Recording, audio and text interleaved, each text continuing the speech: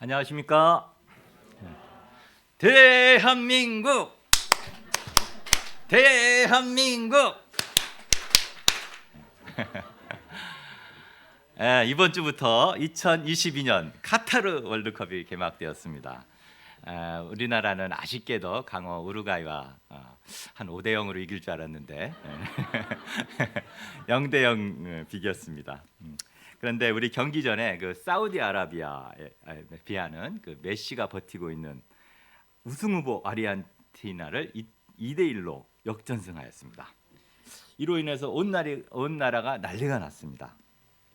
경기 다음 날을 국경일로 선포하고 그 미스터 에브리싱 빈살만 왕세자는 모든 선수에게 그 7억짜리 그 롤스로이스 차를 선물로 주었습니다. 뿐만 아니라 앙숙처럼 으르렁대던 카타르 국왕이 사우디 국기를 흔들면서 이제 함께 기뻐해 줌으로써 온 아랍권 국가들이 서로 아주 자기 일인 양 축하하기에 이르게 되었습니다. 이 장면을 보면서 저는 20년 전 2002 한일 월드컵이 생각이 났습니다. 여기 한일 월드컵인데 한국은 그 전까지만 해도 월드컵에 여러 번 나갔지만 단 1승도 하지 못하였습니다. 그런데 2002년 월드컵에서 54년 만에 첫 1승을 했을 뿐 아니라 포르투갈, 이탈리아, 스페인 듣기만 해도 놀랍죠. 이런 강호들을 그냥 차례로 탁 때려 부시면서 16강, 8강, 4강에 올라갔습니다. 그때 온 나라가 열광하였습니다. 당시 저는 서초 역사 때문에 서초동에 살고 있었는데 그 교대 앞 사거리에 막 수많은 차들이 다 와가지고 움직일 수가 없었습니다. 그런데 차들이 막 경적을 빵빵빵빵빵 막 울리면서 막 대한민국을 막 외치면서 태극기를 흔들면서 막 이렇게 했는데 아무 상관이 없었습니다. 너무 좋았고 막 일면식도 없는 사람들이 막 지나가면서 막 같이 하이파이브 하고 어떤 사람은 너무 기뻐가지고 심장마비에 걸려서 죽기까지 하였습니다. 저는 제가 경험한 바로는 대한민국이 이렇게 기뻐했던 적이 있었나? 대한민국이라는 나라가 이렇게 기뻤던 적이 있었나? 사실 그렇게 생각이 되었습니다. 오늘 말씀은 영생을 얻는 길입니다. 영생이 무엇입니까? 영생은 영원히 사는 것입니다. 아파서 감옥에 갇혀 슬퍼하며 영원히 사는 것이 아닙니다. 우리 속에서 터져나오는 그 참된 기쁨 가운데 영원히 사는 것입니다. 이 영생을 얻는 자의 기쁨은 어떨까요? 그 월드컵 승리와는 비교도 되지 않을 만큼 그런 기쁨이 있을 것입니다. 사람은 누구나 이런 영생의 삶을 살고 싶어합니다. 우리 인생들은 원래 이런 영생에 존재했습니다. 그러나 아담의 범죄로 인생들은 영생을 상실하고 말았습니다. 모두 죄 아래 있게 되었고 저주를 받아 죽음 아래 무릎을 꿇어야 했습니다. 죽음 아래 있는 인생은 그 무엇을 해도 근본적 기쁨이 있을 수가 없게 되었습니다. 죽음 아래 인생은 근본적인 행복을 잃어버렸습니다. 일주일 후에 죽어야 할 사람이 오늘 엄청난 성취를 거두고 엄청난 재산을 축적하고 저택에서 세계 최고급 음식을 먹고 세계 최고의 차를 타고 다닌다고 행복하겠습니까? 그렇지 않을 것입니다. 그러나 우리가 영생을 회복할 수만 있다면 우리는 어떻게 됩니까? 지금 눈물을 흘려도 행복합니다. 지금 고통을 받아도 행복합니다. 지금 고난이 있어도 넉넉히 참아낼 수가 있습니다. 영생이 있는 자는 그 영혼이 근본적으로 만족함을 얻습니다. 행복은 어디에 있습니까? 행복은 현재에 있는 것이 아닙니다. 행복은 이처럼 미래에 있는 것입니다. 오늘 주님께서 어떤 사람이 영생을 얻을 수 있는가 말씀하여 주십니다. 다른 말씀 몰라도 이 말씀 참 안다면 우리는 진짜 대박입니다. 대박. 안 그렇습니까? 저희가 이 말씀을 통해서 잃어버렸던 그 영생을 얻는 길을 알고 죽음조차도 막을 수 없는 참된 승리자의 삶을 살 수 있기를 기도합니다. 오늘 말씀의 요절은 18장 29, 30절입니다. 함께 읽고 제가 기도하고 시작하겠습니다. 시작. 이르시되 내가 진실로 너희에게 이르노니 하나님의 나라를 위하여 집이나 아내나 형제나 부모나 자녀를 버린 자는 현세의 여러 배를 받고 내세의 영생을 받지 못할 자가 없느니라 하시니라. 주님 감사합니다. 귀한 또 주일을 이렇게 허락하여 주시고 주님 전에 나오게 하셔서 감사합니다. 무엇보다도 귀한 또 영생을 얻는 길을 알려주기를 원하셔서 감사합니다. 저희가 주시는 말씀을 마음을 활짝 열고 또 귀를 쫑긋이 세우고 들음으로 정말 하늘나라의 그 기쁨과 영생의 세계를 알 수 있도록 도와주십시오. 저를 불쌍히 여기시고 귀한 말씀을 잘 대언할 수 있도록 도와주십시오. 예수님 이름으로 기도합니다. 아멘. 오늘 말씀에는 세 이야기가 나오고 있습니다. 하나님께 의롭다 인정받는 사람, 하나님 나라에 들어가는 사람, 하늘 보화를 받는 사람입니다. 하나님께 의롭다 인정받는 것이나 하나님 나라에 들어가는 것이나 하늘 보화를 갖게 되는 것 모두 다른 모양이지만 실상은 다 같이 구원받고 영생을 얻게 될 사람이 과연 누구인가 말해주고 있습니다. 제1장 낮추는 자가 영생을 얻습니다. 9절에서 14절입니다. 9절을 보십시오. 예수님은 자기를 의롭다고 믿고 다른 사람을 멸시하는 자들에게 비유의 말씀을 들려주십니다. 두 사람이 기도하러 성전에 올라갔습니다. 하나는 바리새인이요 하나는 세리였습니다. 바리새인은 경건의 대명사요, 세리는 죄인의 대명사입니다. 이들이 각각 어떻게 기도했습니까? 먼저 바리새인의 기도를 들어보겠습니다. 11, 12절입니다. 바리새인은 서서 따로 기도하여 이르되 하나님이여 나는 다른 사람들 곧 토색, 불의, 간음을 하는 자들과 같지 아니하고 이 세리와도 같지 아니함을 감사하나이다. 나는 일에 2번씩 금식하고 또 소득의 11조를 드리나이다 하고. 그의 기도는 겉모습으로 볼 때는 아주 경건해 보였습니다. 그러나 그 내용은 기도라기보다는 자기 자랑과 과시에 가깝습니다. 바리새인은 기도할 때 일단 따로 서서 이렇게 기도했습니다. 이는 그가 남들과 다르다는 자부심을 나타냅니다. 그의 이런 자부심은 근거 없는 자부심, 근자감이 아닙니다. 그렇게 생각할 충분한 근거가 있었습니다. 바리새인의 기도에는 그가 어떻게 살았는지 잘 나타나 있습니다. 그는 남의 물건을 속여서 빼앗은 일이 없었고 가늠하는 자들처럼 육체의 욕망에 종노릇하지 않고 살았습니다. 일주일에 2번씩 금식했고 소득의 11조를 드렸습니다.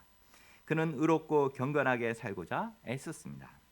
그는 다른 사람들, 특히 세리와 같지 않음을 감사하였고 자신의 경건과 성결을 자랑스럽게 여겼습니다. 다소 거만하게 보이지만 거룩하게 살려고 하는 그의 투쟁만큼은 인정해 줄만합니다. 그러면 세리는 어떻게 기도하였습니까? 13절을 보십시오. 세리는 멀리 서서 감히 눈을 들어 하늘을 쳐다보지도 못하고 다만 가슴을 치며 이르되 하나님이여 불쌍히 여기소서 나는 죄인이로소이다 하였느니라. 세리는 바리새인의 반대편에 있는 사람입니다. 그들은 노마를 등에 업고 자기 민족을 수탈하였습니다. 남들이 숨겨둔 재산을 빼앗으려 혈안이 되었습니다. 또 대놓고 창기들과 함께 먹고 마시며 즐겼습니다. 이들은 민족도 없고 양심도 없는 오로지 돈과 쾌락밖에 모르는 뼛속까지 죄인들이었습니다. 이런 세리가 성전에 와서 기도한다는 것 자체가 아주 특이한 일이었습니다. 자기도 자기 죄를 알았는지 이 세리는 멀리 서서 감히 눈을 들어 하늘을 쳐다보지도 못하고 했겠죠. 다만 이 가슴을 치며 기도하였습니다. 하나님이여 불쌍히 여기소서 나는 죄인으로소이다. 그는 하나님 앞에서 아무것도 자랑할 것이 없었습니다. 오직 하나님의 긍휼과 자비만을 구하는 기도를 드릴 뿐이었습니다. 사람들은 이렇게 기도하는 세리를 보며 아니 벼룩도 낯짝이 있지 여기가 어디라고 와서 기도를 해? 이렇게 하며 아주 경멸하고 비웃었을 것입니다. 예수님은 이렇게 바리새인과 세리의 기도를 대조하시며 누가 하나님으로부터 의롭다 하심을 받을지 생각하게 하십니다. 누구일까요? 당연히 바리새인의 기도가 의롭다 하심을 받지 않을까요? 다 같이 14절 말씀 함께 읽어보겠습니다. 시작. 내가 너희에게 이르노니 이에 저 바리새인이 아니고 이 사람이 의롭다 하심을 받고 그의 집으로 내려갔느니라. 무릇 자기를 높이는 자는 낮아지고 자기를 낮추는 자는 높아지리라 하시니라. 놀랍습니다. 하나님은 훌륭한 삶을 산 바리새인이 아니라 죄악된 세리의 기도를 들으시고 그를 의롭다 하셨습니다. 도대체 무엇 때문입니까? 의롭다 하심을 받았다는 것은 NIV 영어 성경으로 보면 justified before God입니다. 즉 의롭다 하는 것은 하나님이 그의 삶을 옳다고 인정하시는 것입니다. 자신이 스스로 옳다고 주장한다거나 사람들이 그렇게 말한다고 해 그 소용이 없습니다. 하나님이 의롭다고 인정하시면 그는 의롭다고 인정하지 않으시면 그는 의로운 자가 아닙니다. 그는 자칭 의로운 자일 뿐입니다. 그럼 하나님은 어떤 사람을 의롭다고 하십니까? 하나님은 자기를 높인 바리새인이 아니라 하나님과 사람 앞에서 자신을 철저히 낮춘 세리를 의롭다고 하십니다. 이 말씀은 우리가 의롭게 성결하게 헌신적으로 살려는 노력을 해봤자 소용이 없다는 것입니까? 세리처럼 아주 물질을 탐하며 욕망에 사로잡혀 살아도 괜찮다는 뜻입니까? 우리는 이 말씀을 통해서 참된 의가 과연 무엇인가 생각해 봐야 할 것 같습니다.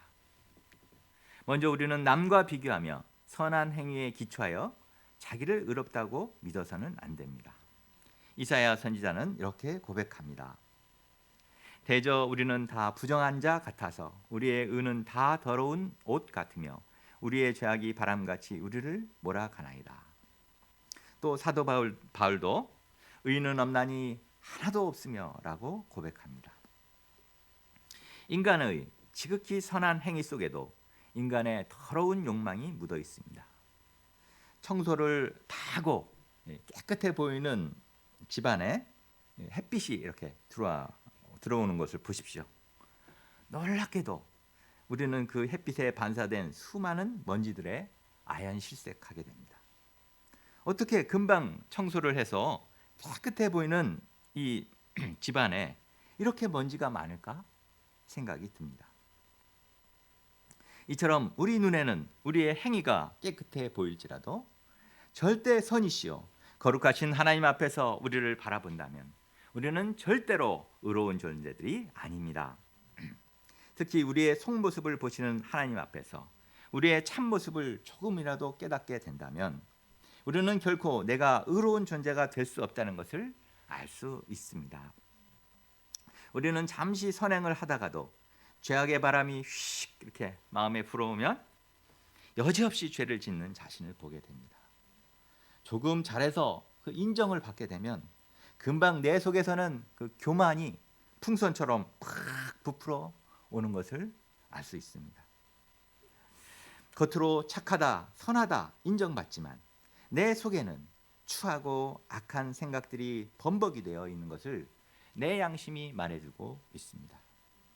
진실로 하나님 앞에서 의롭다고 인정받을 육체는 단 한 사람도 없습니다. 우리는 결코 의로운 존재들이 아닙니다. 오직 하나님이 긍휼히 여기사 불쌍히 여기시지 않는다면 우리는 모두 하나님 앞에서 심판받아 마땅한 죄인들일 뿐입니다. 우리는 오직 주 예수 그리스도의 십자가와 그 피로 씻음 받을 때만이 하나님의 의를 만족시킬 뿐입니다.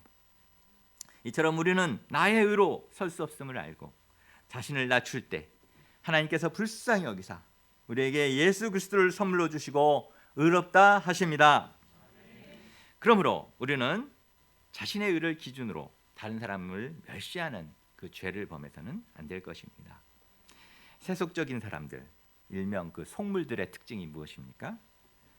그들은 자신의 생각을 기준으로 등급 나누기를 좋아합니다. 그들은 세상의 직업이나 지위를 보고 아, 저 사람은 나보다 좀 낮은 사람이네. 저 사람은 나보다 좀 높은 사람이네 하며 등급을 매깁니다. 때로는 가진 것을 보고 야, 저 사람 1등급이야. 저 사람 2등급. 아, 쟤는 10등급이잖아. 이렇게 나눕니다.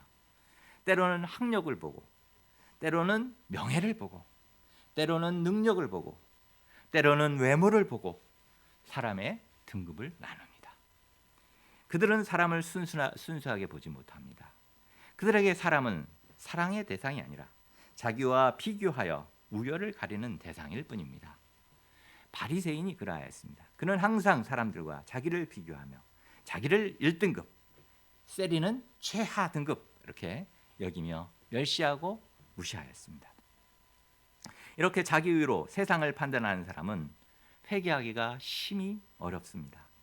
수시로 자기 자랑만 늘어놓고 자기가 얼마나 잘난 자인가를 드러내기에 바쁠 뿐입니다. 그러나 하나님 보실 때 인간은 그야말로 50보, 100보의 죄인일 뿐입니다. 하나님이 인정하시는 사람은 비록 많은 죄를 지었더라도 자신의 죄인됨을 인정하고 하나님 앞에서 겸손히 자기를 낮추는 사람입니다. 사실 세리도 남과 비교하고자 했다면 얼마든지 비교하며 기도할 수 있었을 것입니다. 주님, 저는 제 옆에 있는 박세리하고는 좀 달라요. 저는 박세리처럼 그렇게 지독한 짓은 하지 않았습니다. 또 주님, 저는 헌금도 했어요. 또 저는 이렇게 성전에 나와서 기도도 합니다. 아, 저처럼 기도하는 세리 보셨어요? 그리고 제가 지금껏 얼마나 힘들게 살아왔는지 하나님도 제 형편 잘 아시잖아요. 이렇게 하면서 그도 얼마든지 자기 죄를 합리화하고 다른 사람과 비교하며 자랑할 수 있었을 것입니다. 그러나 그는 그렇게 하지 않았습니다. 다만 죄의 근원인 자기 가슴을 두드리며 주님, 제가 악한 자입니다. 주님, 제가 더럽고 추한 용서받지 못할 죄인입니다. 그러나 저의 죄악을 불쌍히 여기소서 자비를 베풀어 주소서. 이렇게 애통하는 마음으로 하나님 앞에 회개하였습니다. 이 두 사람이 성전에서 나올 때 누가 더 영생의 기쁨이 있었겠습니까? 바리새인은 기도하기 전이나 후나 아마 그 변화가 전혀 없었을 것입니다. 그는 하나님을 만나지 못했고 기쁨도 없었고 감사도 없었고 딱딱한 삶을 살았습니다. 그러나 세리는 기도한 후 하나님을 만났고 용서의 기쁨을 누리며 감사와 희망이 넘치게 되었을 것입니다. 이처럼 영생의 은혜는 하나님 앞에 자기의 악함과 비천함을 알고 낮추어 나가는 자에게 임하게 됩니다. 제2장 어린아이와 같이 하나님 나라를 받아들이는 자가 영생을 얻습니다. 15절에서 17절입니다. 15절을 보십시오. 사람들이 예수님께서 만져주심을 바라며 어린 아기들을 데리고 나왔습니다. 그들은 예수님께 축복받고 건강하게 자라기를 소원하며 아기들을 데려왔습니다. 그런데 이에 대해 제자들은 어떻게 하였습니까? 제자들은 애들은 가 하며 아주 부모들을 꾸짖고 아기들이 오는 것을 금지하였습니다. 왜 그랬을까요? 아마 예수님께서 중요한 일을 하시는데 왜 이런 작은 일까지 들고 나오는가 하는 마음이 있었을 것입니다. 또 아기들이 여기서 우니까 또 저기서 울고 또 저기서 울고 막 하니까 아주 그냥 짜증이 났을 것입니다. 여튼 그들은 아기를 무시했고 귀찮은 존재로 여겼습니다. 그런데 주님은 뭐라고 말씀하십니까? 어린아이들이 내게 오는 것을 용납하고 금하지 말라. 하나님의 나라가 이런 자의 것이니라. 또 이어서 왜 하나님의 나라가 그들의 것인지 설명하여 주십니다. 17절입니다. 함께 읽어보시겠습니다. 시작.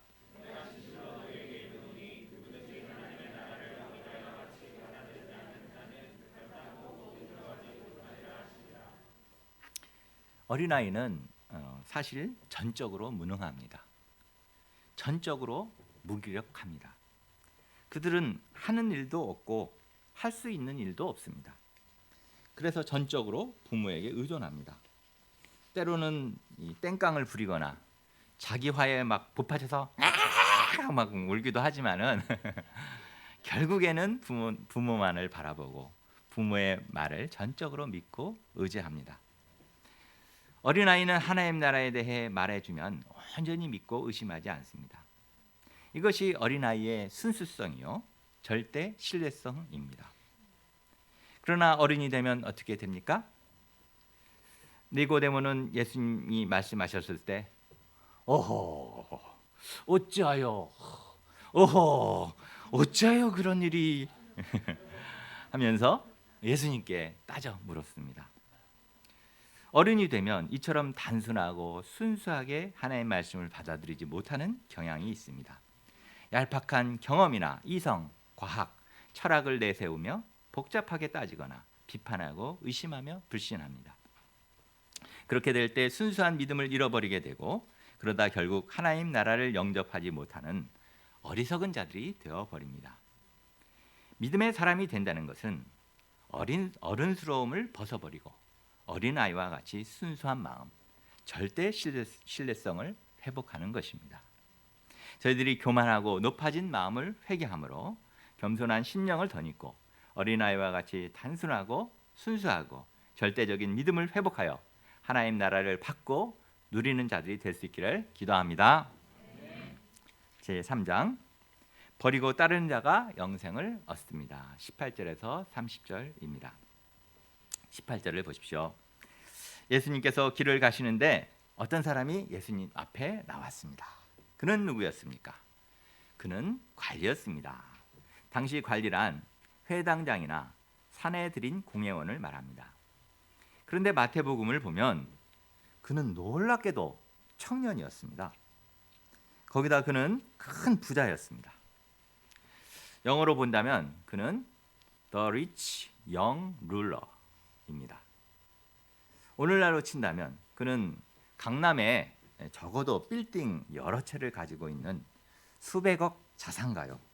일찍 고시에 합격하여 열심히 노력하여 빠르게 승진한 젊은 고위 공직자였습니다. 그야말로 그는 다 가진 사람, 요즘 말로 사케 사케 같은 인물이었습니다. 사람이 이렇게 일찍 성공하면 교만하여서 목에 아주 자득 힘을 주고 다닐 것 같은데 마가복음에 보면 그는 예수님께 나올 때 달려나와 무릎을 꿇고 엎드릴 정도로 그 태도도 아주 겸손하였습니다.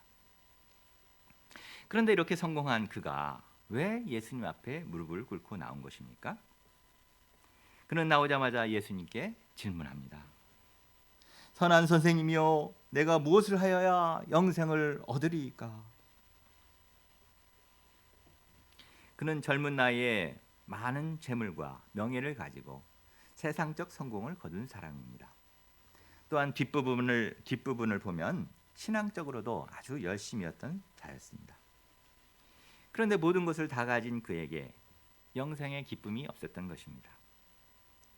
그는 도대체 내가 무엇이 부족하단 말인가? 내 힘으로 이루지 못한 것이 무엇이 있단 말인가? 나는 돈도 있고 명예도 있고 신앙도 있다. 그런데 왜 내 삶은 이렇게 공허하고 만족이 없고 행복이 없는가?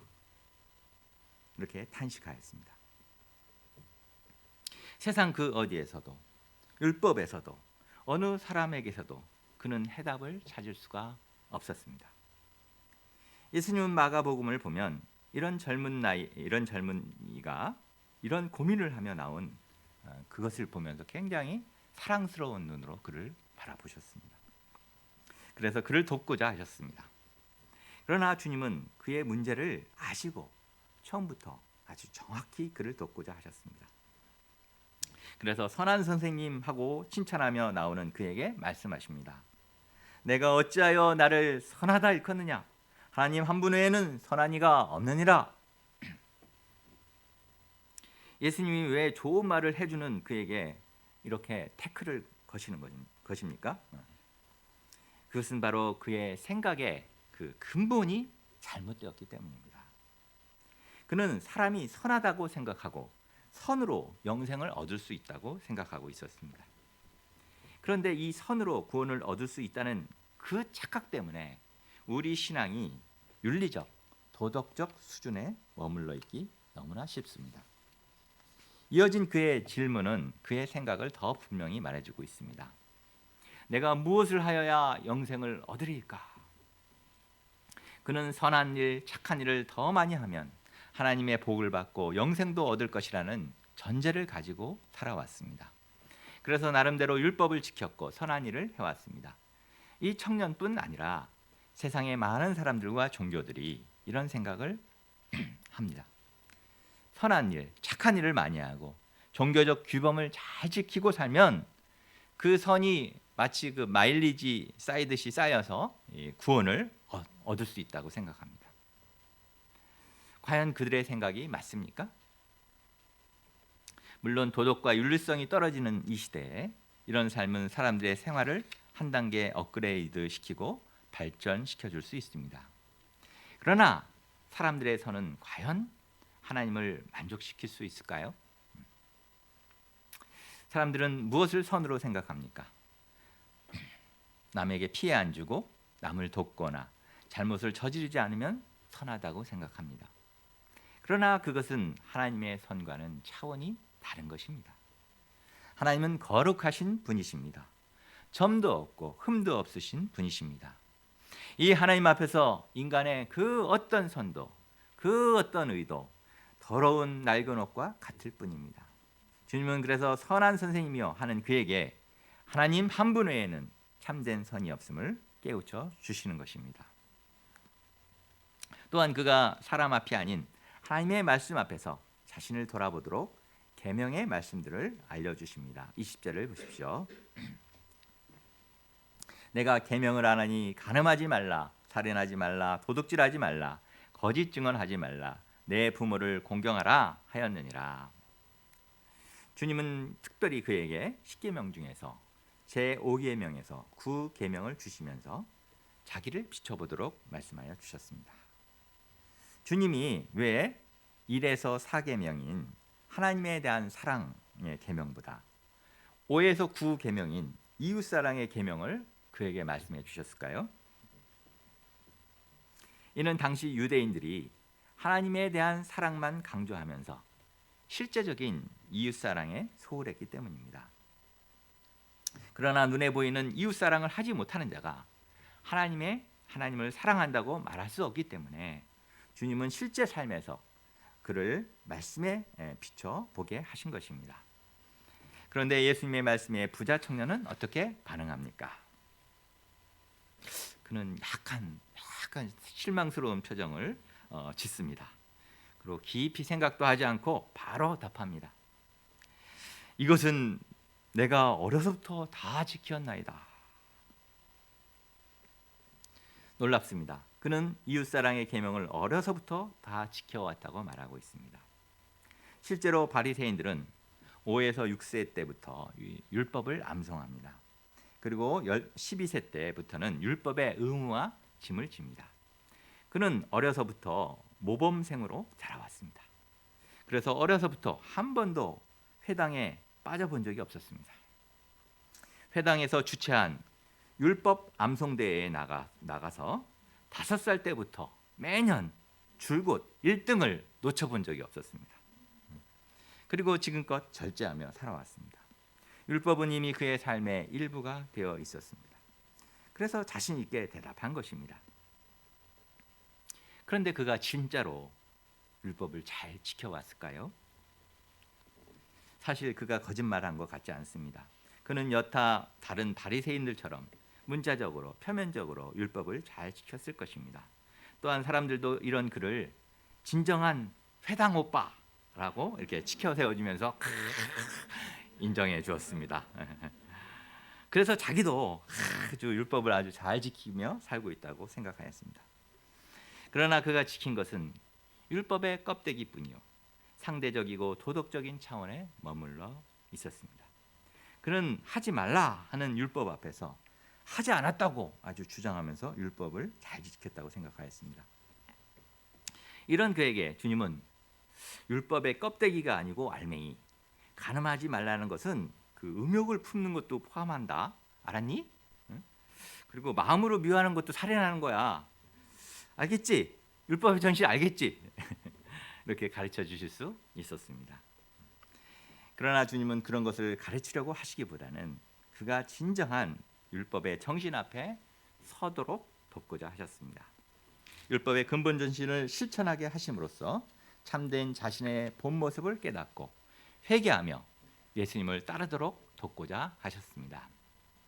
다 같이 22절 22절을 보십시오. 같이 읽어보시겠습니다. 시작. 부족한 것이 있으니 내게 있는 것을 다 팔아 가난한 자들에게 나눠줘라. 그리하면 하늘에서 내게 보화가 있으리라. 그리고 와서 나를 따르라. 예수님은 그가 나름대로 참 귀한 삶을 살았다고 인정해 주셨습니다.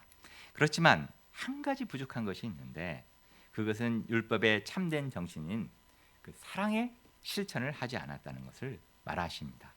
그러면서 자기 것을 팔아 가난한 자들을 돕도록 방향을 주셨습니다. 당시 그의 주위에는 참으로 어렵고 힘든 자들이 많았습니다. 로마 식민지하에서 이리저리 뜯기며 많은 자들이 먹을 것이 없어서 굶어 죽었습니다. 얼마나 배가 고픈지 오병이어의 기적을 보여주신 예수님을 잡아서 왕 삼으려고 할 정도였습니다. 또 많은 자들이 귀신 들리고 병이 들었지만 돈이 없어서 그냥 죽어야 했습니다. 그가 정말 이웃사랑을 실천했다면 자기 주위에 이렇게 쓰러져가는 많은 자들을 그냥 두어서는 안 되었을 것입니다. 그는 큰 부자로서 자기가 받은 물질로 이들을 섬길 의무를 가지고 있습니다. 왜냐하면 그가 가지고 있는 큰 부는 그의 노력만으로 된 것도 아니고 그 부로 이웃을 섬기는 것이 참된 하나님의 마음이요 율법의 정신이기 때문입니다. 주님은 이런 그에게 자신을 희생해서 율법의 참된 정신인 이웃사랑을 실천하고 예수님을 따르라고 하신 것입니다. 그런데 이 말을 들은 부자 청년은 어떻게 하였습니까? 이웃사랑의 율법 앞에서 아주 자신만만했던 그의 표정이 한순간에 싹 변화되었습니다. 23절을 보십시오. 그의 얼굴은 일그러졌고 근심에 쌓이게 되었습니다. 다른 복음서에 보면 결국 그는 슬픈 기색을 띠고 근심하며 돌아갔다고 나와 있습니다. 그가 왜 이렇게 되었을까요? 그는 예수님의 말씀을 통해서 비로소 자신의 진짜 모습을 발견하게 되었습니다. 지금까지 율법대로 착하고 훌륭한 삶을 살아왔다고 자부했는데 예수님의 말씀 앞에 서니 자기가 얼마나 자기만을 위해 산 이기적인 자인가 알게 되었습니다. 또 막상 자기 재물을 포기하고 가난한 자들에게 나눠 주어야 된다고 생각하니 앞이 아주 캄캄해졌습니다. 그는 재물도 잃지 않고 영생도 얻고 싶었습니다. 하지만 영생을 따르자니 돈이 울고 돈을 따르자니 영생이 울었습니다. 결국 말씀 앞에 그의 본 모습이 다 드러나게 되었고 그의 문제가 다 드러나게 되었습니다. 지금껏 그에게 큰 부자인 것은 문제된 적이 없었습니다. 오히려 하나님의 축복을 받은 것으로 알고 부러움을 샀을 뿐입니다. 그런데 지금은 큰 걸림돌이 되고 있습니다. 청년은 이때 어떻게 해야 했을까요? 그가 진짜 하늘 보화를 얻으라고 했다면 그는 자기의 죄악을 발견하고 회개하면서 예수님의 말씀에 순종해야 했을 것입니다. 그러면 그는 하늘의 보화 되신 예수님을 발견하고 영생의 축복을 덧입었을 것입니다. 만약 그 말씀이 정말 순종하기 너무 힘들었다면 그는 악한 자신의 모습을 들고 예수님께 나아가 주님, 저를 불쌍히 여기소서, 저의 믿음 없는 것을 도와주소서 이렇게 기도해야 했을 것입니다. 그러나 그는 결단한 것도 아니고 믿음이 없음을 고백하며 도와달라고 한 것도 아니었습니다. 그는 그냥 근심 속에서 죄 없는 머리만 잡아뜯다가 떠나갔습니다. 결국 그는 영생의 문턱까지 갔다가 넘지를 못하고 영생을 포기한 참으로 어리석은 자가 되었습니다. 그런데 여기서 우리는 오해하지 말아야 될 점이 있습니다. 이 말씀은 누구든지 재물을 다 팔아서 구제활동을 하면 영생을 얻는다는 그런 의미는 아니라는 것입니다. 청년이 재물을 다 팔아 가난한 사람들에게 나눠 주었다고 해서 그로 인해서 영생이 주어지는 것도 아닙니다. 예수님이 부자 청년에게 이렇게 말씀하신 것은 그의 마음을 지배하고 있는 것이 무엇인가 알려주기 위함이었습니다. 예수님은 그가 율법 앞에서 자신의 문제를 발견하고 회개하도록 돕고자 하신 것입니다. 주님은 그가 재물에 끌려다니는 삶에서 해방되어 영생 되신 예수님을 따르도록 명령하신 것입니다. 참으로 그가 진정 추구해야 할 영생의 삶은 그리고 와서 나를 따르라 하는 말씀입니다. 영생의 핵심은 예수님을 따르는 데 있습니다. 예수님은 하늘의 보화가 되십니다. 그 안에 생명이 있습니다. 그 안에 죄사함이 있고 참 자유가 있습니다. 그 안에 죽음 권세도 이길 승리가 있습니다. 그 안에 산소망이 있습니다. 그 안에 모든 것이 있습니다. 세상 모든 것을 잃어버리더라도 이 예수님을 얻는 사람은 모든 것을 얻는 것입니다. 요한복음 17장 3절은 말합니다. 영생은 곧 유일하신 참 하나님과 그가 보내신 자 예수 그리스도를 아는 것이니이다. 24절 25절을 보십시오. 돌아가는 청년을 안타깝게 보시며 주님은 말씀하십니다. 재물이 있는 자는 하나님의 나라에 들어가기가 얼마나 어려운지 낙타가 바늘귀로 들어가는 것이 부자가 하나님의 나라에 들어가는 것보다 쉬우니라. 낙타는 팔레스타인 지역에서 가장 큰 동물입니다. 바늘귀는 가장 작은 구멍입니다. 그러므로 낙타가 바늘귀로 들어간다는 것은 불가능한 것을 말합니다. 낙타가 아니라 그 낙타 속에 코털도 정말 들어가기가 어려운 것입니다. 즉 예수님은 부자가 하나님의 나라에 들어가는 것이 낙타가 바늘귀로 들어가는 것보다 더 불가능한 일이라고 이렇게 불가능한 일이다 말씀하고 계십니다. 그러자 이 말을 들은 사람들이 모두 깜짝 놀라 말합니다. 그런즉 누가 구원을 얻을 수 있나이까? 그들이 왜 이렇게 놀랐을까요? 제자들은 말을 안 해서 그렇지 사실 속으로는 내가 한 손에는 부자, 다른 손에는 영생을 그를 거머쥐는 그런 사람이 되고 싶었습니다. 그런데 부자는 하나님 나라에 들어가기가 불가능하다고 말씀하시니 심히 충격으로 다가왔을 것입니다. 제자들 보기에 부자 청년 정도만 되면 정말 훌륭한 모습인데 그런 사람도 하나님 나라에 들어갈 수 없다면 누가 들어갈 수 있단 말인가 이렇게 생각이 되었습니다. 그런데 주님은 이어서 무엇이라 말씀하십니까? 27절 함께 읽어보시겠습니다. 시작. 이르시되 무릇 사람이 할 수 없는 것을 하나님은 하실 수 있느니라.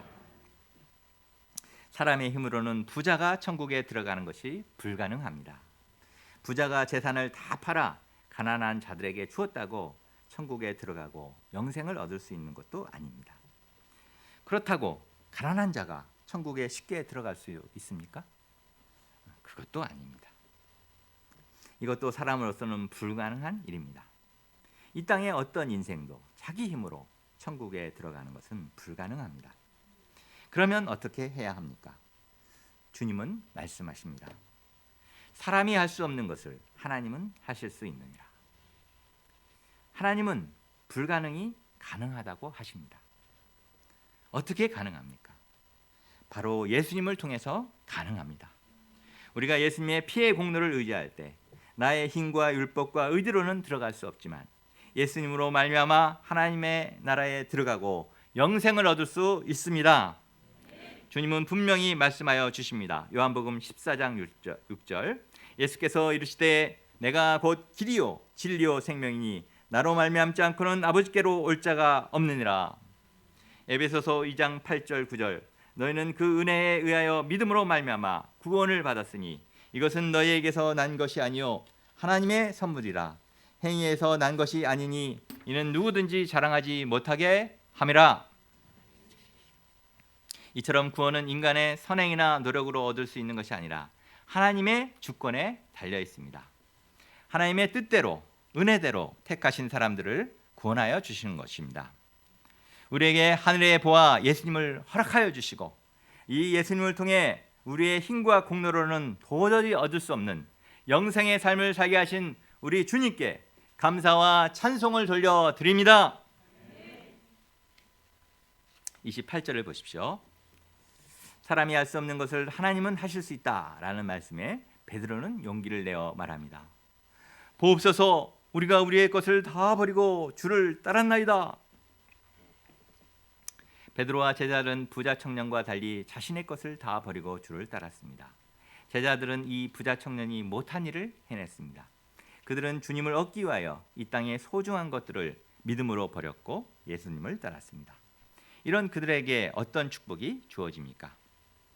내가 진실로 너희에게 이르노니 하나님 나라를 위하여 집이나 아내나 형제나 부모나 자녀를 버린 자는 현세에 여러 배를 받고 내세의 영생을 받지 못할 자가 없느니라 하시니라. 주님은 그들에게 버린 것과는 비교할 수 없는 축복이 주어질 것을 약속하여 주십니다. 오히려 현세에서도 여러 배를 받고 내세에서도 영생을 받지 못할 자가 없다고 하십니다. 이것은 주님이 보증하시는 것입니다. 우리가 하나님 나라를 위하여 믿음으로 버릴 때 잠시의 아픔이 있지만 주님이 위로하여 주시고 오히려 더 많은 것으로 채워주십니다. 하늘나라의 소망, 영생의 기쁨이 충만하게 됩니다. 결론적으로 누가 영생의 길을 얻을 수 있습니까? 영생은 우리의 의와 노력으로 주어지는 것이 아님을 배우게 됩니다. 오히려 겸손히 죄인으로서 하나님께 나아가 회개할 때, 어린아이와 같이 순수한 믿음을 갖게 될 때, 용기 있게 이 땅의 것을 버리고 예수님을 따라갈 때 하나님이 주시는 선물임을 깨닫게 됩니다. 저희 한 사람 한 사람이 이런 믿음의 삶을 삶으로 모두 이 영생을 선물로 받고 하늘의 축복을 누리는 자들이 다 될 수 있기를 기도합니다. 제가 기도하겠습니다. 주님 감사합니다. 비천하고 악하고 참 추하고 정말 주님의 하늘 선물을 받을 수 없는 저희들에게 주님께서 영생을 선물로 주시는 이 길을 알려주셔서 감사합니다. 저희들이 주신 말씀과 같이 주님 앞에서 온전히 회개하는 삶을 살고 또 주님 어린아이와 같이 참 순수한 믿음을 배우고 또 이제 정말 하나님 나라를 위해서 참 드릴 줄 아는 또 믿음으로 나갈 줄 아는 자들이 되며 그래서 예수 그리스도를 통한 하나님의 선물을 받고 누리고 영생을 누리는 자들이 될 수 있도록 저에게 믿음을 더하시고 은혜를 더하여 주십시오. 예수님 이름으로 기도합니다. 아멘.